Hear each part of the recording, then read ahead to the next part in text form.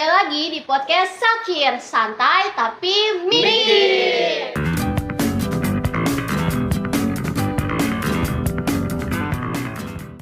Nah, di podcast kali ini kita bakal membahas nih, kita bakal analisa filsafat di dalam film. Nah, sebelumnya kita bakal ngomongin dulu nih sinopsisnya biar kalian gak apa sih? Biar gak ngeblank apa yang kita bahasin. Oke, pertama-tama aku bakal nyeritain beberapa ringkasan dari sinopsisnya.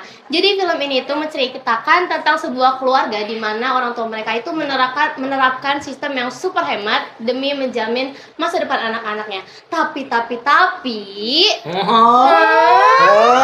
tuh? sampai di titik di mana ayahnya itu mengalami pemotongan gaji. Jadi mereka itu harus pindah ke rumah yang lebih kecil dan gaya hidup yang lebih super duper hemat. Nah, kalau udah tahu sinopsisnya, kita langsung bakal masuk ke segmen pengenalan tokoh-tokoh. Oke, jadi di sini ada sang pemeran utama, bisa dibilang pemeran utama ya. Bisa sih, bisa. Nah, di sini ada yang namanya Tony. Nah, menurut aku Pak Tony ini adalah kepala keluarga yang sangat bijaksana, hemat, bertanggung jawab, dan bekerja keras. Nah, oke, selanjutnya kalau misalnya ada kepala keluarga pasti ada ibu rumah tangganya, yaitu Ibu Linda. Nah, dia di sini berperan sebagai ibu rumah tangga yang sangat penuh kasih sayang untuk anak-anaknya. Sifatnya juga lembut, tapi dia punya level hematnya itu benar-benar maksimal banget. Oke, selanjutnya tuh ada dua anak kembar. Yang pertama ada Billy dan Sally.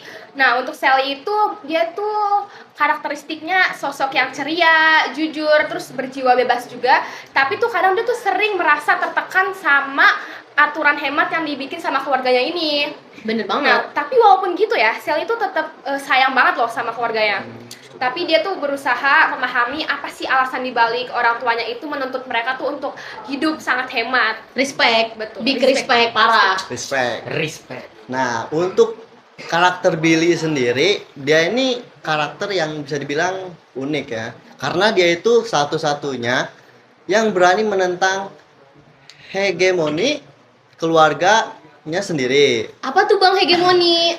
Jadi, dia itu ngingetin kalau ada batas antara irit dan juga pelit, yang dimana dia juga mewakili perasaan penonton. Jadi kayak ngerasa, loh kok hematnya jadi kayak gak manusiawi sih? I see. Dan Dan juga nih yang terakhir. Dan sekarang nih yang terakhir, si kecil, anak bungsu dari keluarga Sukarta yang cerdas dan logis, walaupun dia masih kecil gitu, tapi pemikiran dia paling dewasa di keluarga ini. Dia membuat sisi positif serta negatif dari setiap tindakan dari keluarga. Nah, oke, pengenalan karakternya sudah selesai. Berarti saatnya kita menganalisis filsafat-filsafat yang ada di dalam karakter tersebut. Silakan dimulai dari Pak Tony. Nah, jadi itu adalah si Pak Tony ini mempunyai sifat yang pede gitu kan. Setiap keputusannya harus memberi yang bermanfaat. Selain itu, dia mempunyai sifat rasionalisme. Rasionalisme itu di karakter Pak Tony itu, dia itu berpikir secara logis. Dan yang terakhir kalau menurut aku, dia itu mempunyai stoikisme. Nah, kalau sifat yang ini adalah menggambarkan yang menerima apa adanya gitu, dengan lapang dada. Itu kalau menurut aku. Oke, cukup? Ya, pikir cukup. Selanjutnya ada dari karakter Linda di mana dia menerapkan beberapa ilmu filsafat. Di antaranya pertama ada Aristoteles di mana ia menunjukkan keseimbangan antara harus berhemat dan juga boros untuk pengeluaran kebutuhan keluarga. Dan juga ada utilitarianisme di mana setiap keputusan yang Linda ambil itu untuk manfaat keluarganya sendiri. Yang terakhir ada eksistensialisme di mana ia menyadari bahwa kebahagiaan itu bukan diukur dari nilai uang tetapi dari keharmonisan keluarga. Oke, selanjutnya itu ada Sally.